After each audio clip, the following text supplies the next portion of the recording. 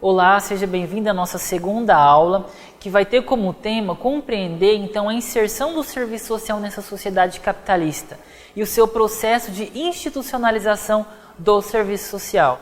Ou seja, nós vimos na aula anterior como que foi o início do movimento na América Latina. Então, para nós retomarmos, então nós vamos compreender que o serviço social ele começou no Brasil, a profissionalização, em 1936. Em São Paulo, hoje a então conhecida Faculdade Pontifícia Universidade Católica, que é a PUC. Depois, em 1937, no Rio de Janeiro. Tudo isso naquele contexto sob a perspectiva da ação social católica. Ou seja, o nosso movimento da América Latina que chega no Brasil é o mesmo que a gente viu na Argentina, no Chile, em Montevidéu, no Uruguai, no Peru. Então nós sabemos que esse movimento católico ele foi por toda a América Latina, não somente nos nossos países vizinhos. Então, no período de institucionalização do Brasil, nós temos um outro parênteses a abrir. Ele aconteceu no governo Vargas, de 1930 a 1945, que foi a chamada Era Vargas. E para nós, quando nós lembramos de Vargas, o que quer dizer o governo de Vargas? Ele não foi então chamado o pai dos pobres, o pai do povo, foi um governo populista? Então é lógico que nós sabemos que foi inúmeros marketing sociais, tinha a mídia para denominá-lo dessa forma, era um contexto que a população não tinha muito conhecimento dos seus direitos, então os direitos iniciou-se de uma forma mais efervescentes até outrora da história do Brasil, na Era Vargas. E justamente quando houve a inserção do serviço social nesse momento. Então, qual era o perfil daquela época? Quando a gente fala que o serviço social se dá através dos contextos históricos, econômicos e políticos, nós precisamos avaliar isso. Afinal, se nós seguimos a perspectiva do materialismo histórico-dialético, que nós temos também a perspectiva sócio-histórica no serviço social, nós sempre precisamos analisar o contexto histórico, social, econômico e político de cada contexto. Então vamos lá, quais eram os contextos da Era Vargas? Surge o crescimento então da classe trabalhadora, houve uma reorganização dos serviços de saúde, de assistência social, habitação e educação. Então, quando ocorre as caixas de aposentadoria e pensionistas, Leandro, mas que bom que esses direitos surgem nessa época, né? Mas vamos pensar, qual que é a primeira lâmina do nosso slide? Não está fazendo menção à sociedade capitalista?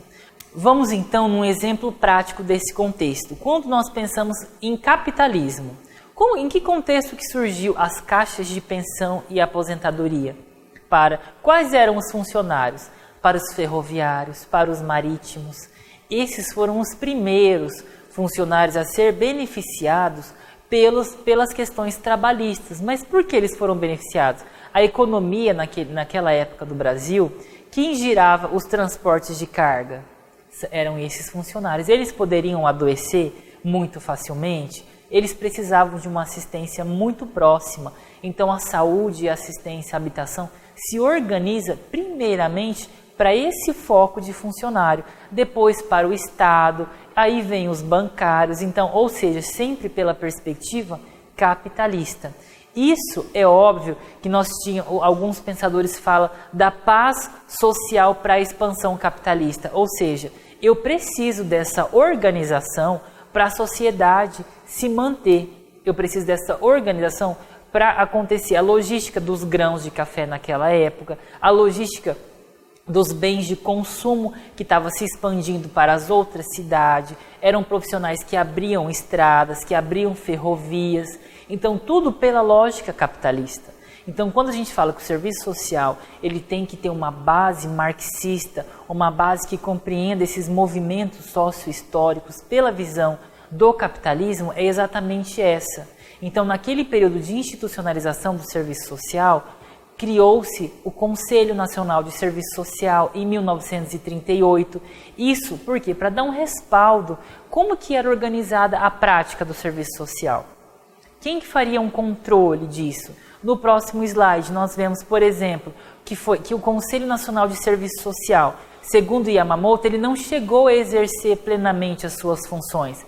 Ele servia apenas como um distribuidor de verbas e subvenções. Isso quem diz, ou seja, era um modo de organização das obras assistenciais públicas e privadas. Então, é uma outra noção que nós temos no nosso Conselho Federal de Serviço Social. Quais eram os principais campos de inserção naquela época do assistente social? Vamos lembrar, se nós estamos em um país que está se desenvolvendo no modo de produção industrial, então as suas primeiras inserções eram no âmbito governamental, quais eram estabelecidos os serviços naquela época? A Legião Brasileira da Assistência, a LBA. Então, a Legião Brasileira de Assistência era o que nós conhecemos como hoje os CRAS, que era a porta de entrada dos serviços socioassistenciais. Também tinha naquela época, iniciou-se o trabalho da Previdência Social, quando eu estruturo uma caixa de aposentadorias, de pensões, dos serviços registrados em carteira de trabalho, eu vou demandar de serviço previdenciário. Então, é lógico que nós sabemos que naquela época o assistente social trabalhava como serviço de alimentação da Previdência Social. É aí que começa a instrumentalidade do serviço social. É aí que começa a pensar no trabalho burocrático, na organização. Como que o serviço social se desenvolve no espaço socioocupacional? Então, esse trabalho foi o primeiro espaço que os assistentes sociais começaram a discutir sobre o trabalho a ser desenvolvido, a estudar, a pesquisar sobre o seu fazer profissional. Porque, além disso, tinha o trabalho na LBA, que ainda era um trabalho desenvolvido pelo Estado também. Porém, a LBA naquela época, pessoal, era um trabalho voltado pelas boas moças, eram feitas as mulheres de homens que tinham uma condição financeira muito boa, que fazia mais pela boa vontade.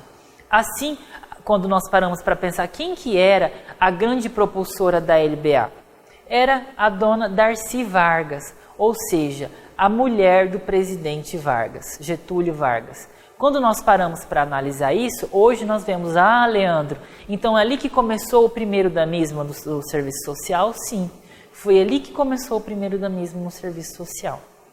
Então nós vemos depois que o serviço social, então, no âmbito da institucionalização nas empresas, foi aí que começou o trabalho do Senai, do SESI, ou seja, era um trabalho voltado de apoio à aprendizagem.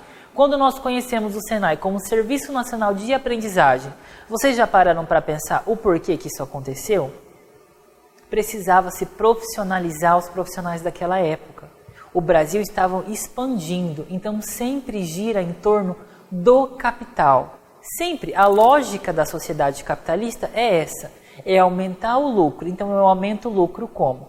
Profissionalizando, assim, tendo uma qualidade melhor dos meus produtos. Então, o serviço social naquela época, quando ele tinha o enfoque na empresa, era para pensar realmente na qualidade dos produtos que aquele trabalhador estava fazendo. Então, se ia haver uma greve, como que ia ficar a qualidade desse produto? Se tinha prazo para ser entregue, o Brasil estava em expansão ainda. Como que a gente vai compreender que no mundo do trabalho, o trabalhador não pode fazer uma greve, não pode se organizar? Pois bem, esse é o trabalho do assistente social hoje. Mas naquele momento o assistente social, infelizmente, tinha como foco ter o olhar para o trabalho ininterrupto desse profissional. Então era ele que girava a economia, então ele tinha que conter as greves. Na época de Getúlio Vargas, ele tinha que trabalhar com o serviço social de grupo, que acontece nesse momento, o serviço social de comunidade, ou seja, eram práticas do assistente social que vinham para simplesmente acompanhar a população de perto, mas não no sentido de assisti-los somente, mas de contribuir para os ideários burgueses. Ou seja, nós percebemos nessa primeira aula que a institucionalização do serviço social se deu em um contexto extremamente burocrático e favorecedor da classe burguesa. Nas próximas aulas, nós vamos entender, então, por que ocorreram algumas transformações do serviço social. Acompanhem os textos e não deixe de acessar a nossa tutoria. Boa aula e bons estudos!